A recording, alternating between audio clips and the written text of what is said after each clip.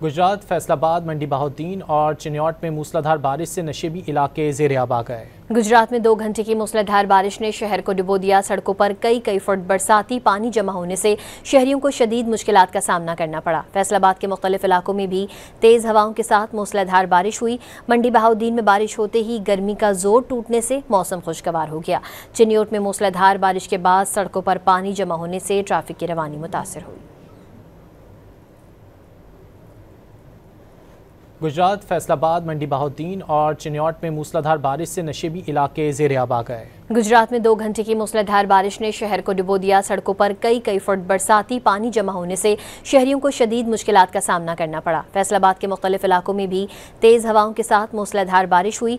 मंडी बहाउद्दीन में बारिश होते ही गर्मी का जोर टूटने से मौसम खुशगवार हो गया। चिन्योट में मूसलाधार बारिश के बाद सड़कों पर पानी जमा होने से ट्रैफिक की रवानी मुतासिर हुई।